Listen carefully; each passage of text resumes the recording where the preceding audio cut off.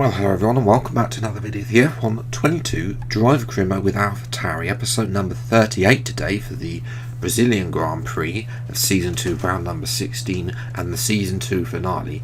If you missed the previous episode, uploaded on Monday at Mexico, you can go and check that out, and of course subscribe if you're new to the channel to see plenty more F1 22 Driver Career Mode videos.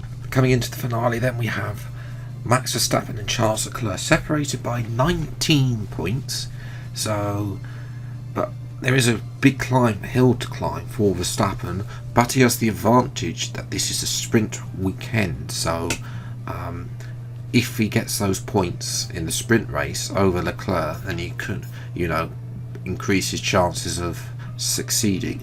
As we're going to purchase an ultimate weight redistribution upgrade, sadly won't come in until after the Brazilian Grand Prix. We also have a marketing event about the Ask the Drivers feature, so again something a little bit different, which is what I like to see, as opposed to just asking me constantly who my rival is. As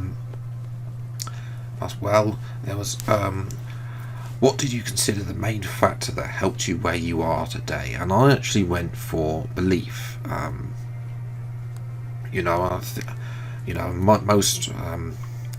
Most F2 drivers now have belief from these teams that they can come to F1 in the future and start and be successful for them.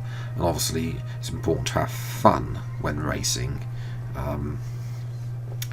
As well, otherwise there's not a lot of point.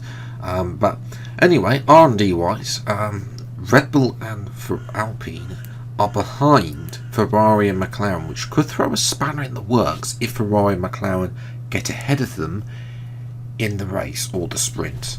Who knows where they will end up, but that could hinder Verstappen's chances. And Mercedes are not far off, and we, even Alpha Tauri as ourselves, are not far off either in terms of R&D points. It's still very tight with no regulation change, so we're going to have the same tightness going into season 3. Should be out next week hopefully. But moving to qualifying then, Brazil, not my strongest track, I'm not going to be honest, on this year's game or last year's game. Ever since the start of last year, it's been a track where I haven't done so well in qualifying, but done better in the races. As well, there's obviously that little thing where you get in career modes, the AI tend to get faster in qualifying than they do in the races the later you go in your career mode, apparently. That's just been seen. If you look at my career mode, I guess it's been slightly less so far in season 2, but then that's how close the field has been. Red first sector for me as well, so that's not great. It's down to P15. Gasly is only P13, so maybe it's the car, I don't know. I've also felt the setup wasn't 100% happy with where the setup was as well. We're just following a Williams here, and just out that final corner, not that final corner, but out that hairpin out to the middle sector. Not great, we're only a 10th up on our previous best time. Most of that gain at turn 4 really. As well, as we come up to the line then, is this actually going to be anywhere near? It's only P15. Yeah, not great to be honest. But there is the advantage. It's a sprint weekend, which means that for us, there's lots of chances to gain positions and to have a good starting position for the race. Basically, that's going to be the big aim, is to move forwards ahead, like Ocon, Albon, Tsunoda, Magnussen, etc. At the front, it's Norris, Perez and Sainz. Verstappen and Leclerc are 5th and 6th, so that's not great for Verstappen, but we'll see what we can do. It's time for today's sprint. Forget pit stops, forget fuel management. It's pedal to the metal all the way here as we get ready for today's sprint.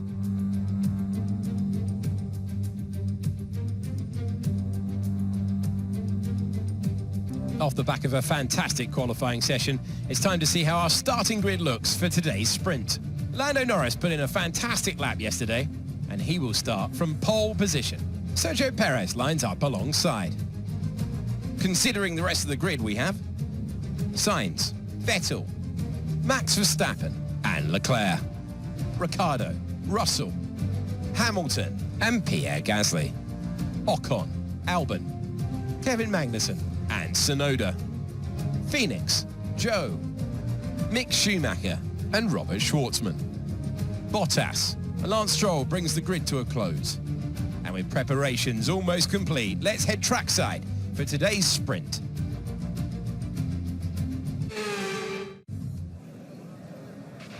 Let's finish the season with a really strong effort. Come on.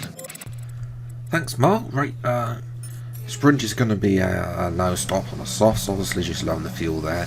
As vibrant lights in for the final sprint of the season, and away we go.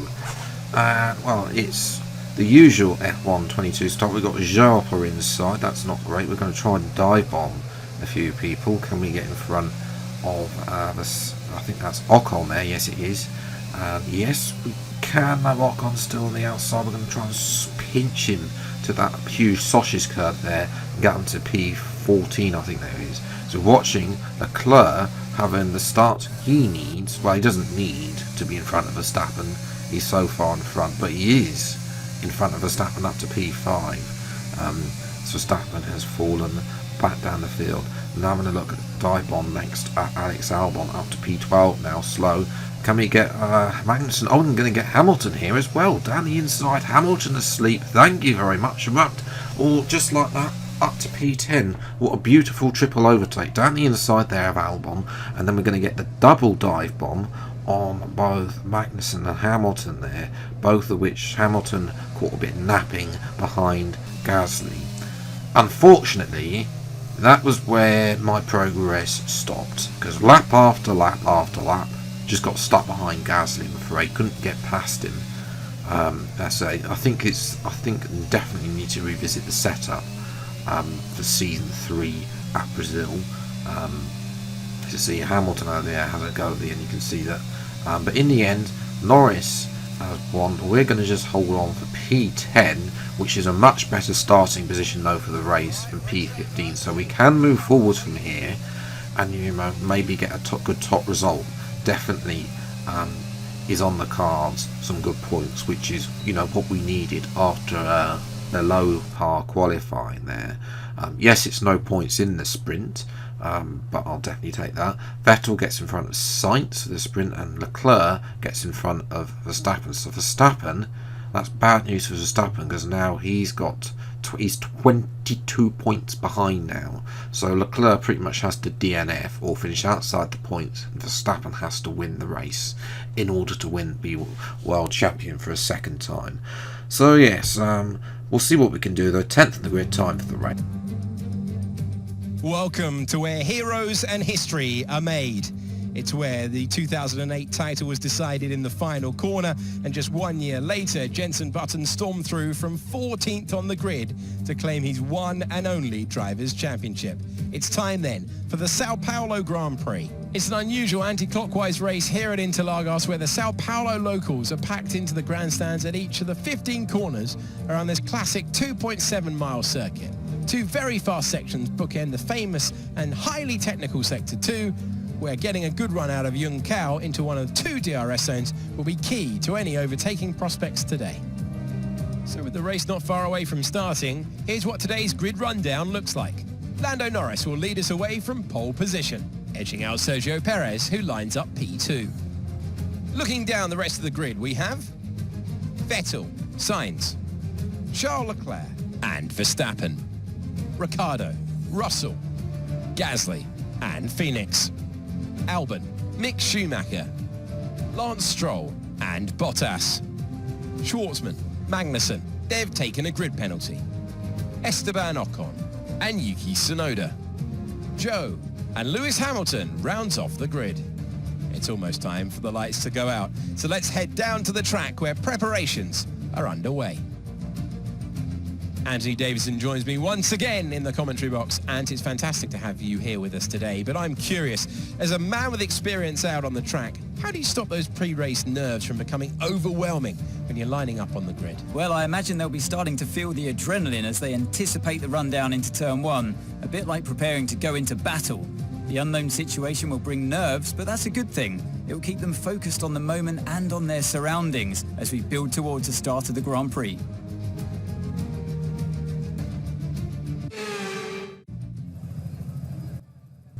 So we are down on the grid for P10.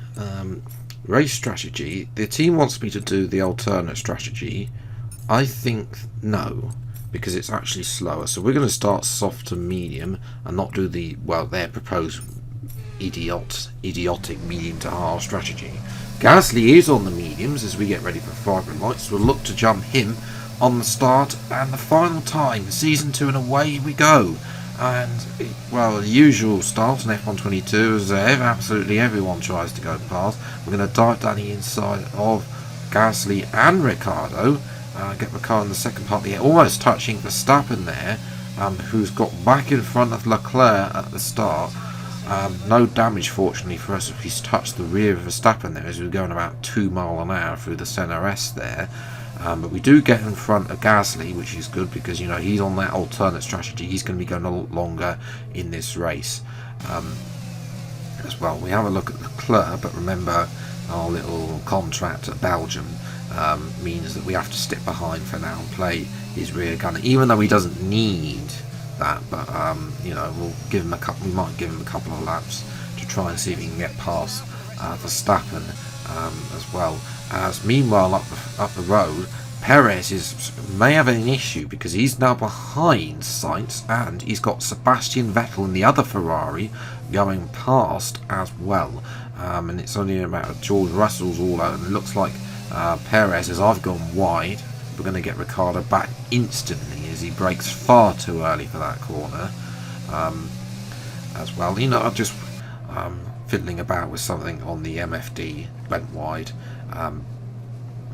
as well, and got distracted basically. But fortunately, my mistake wasn't a costly one. We were able to get past it, and you can see there that Russell's now got past Perez, and now there is Verstappen around the outside of turn 4, and Perez surely has a big problem as well. And now, there's a bit of contact between Leclerc and Perez.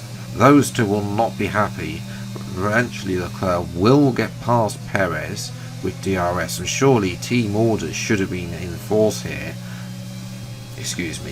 for Perez to give up the position to Leclerc. We have got no allegiance to Perez, so we're going to try and get past him. He's clearly got some sort of damage because he was in P2 behind Lando Norris, and now he's P9 because Ricciardo's followed me through. Jump to the end of lap 6, and it's now time for our first of one stop. Everyone else going past, which I suppose is a good thing slightly, because we are undercutting, so the tyres should last because it's only a 25% race. So I see Hamilton not making any inroads at all, taking a engine penalty, and he's P18. Zhou had damage at the start and is therefore behind us. But yes, coming out of the pits, P19, clear air, trying to get the hammer down. Some team radio. Looks critical. Find somewhere to retire as soon as possible. Can't risk you carrying on with this race, I'm afraid. Again, find somewhere safe to stop. We need you to retire. Cannot be serious!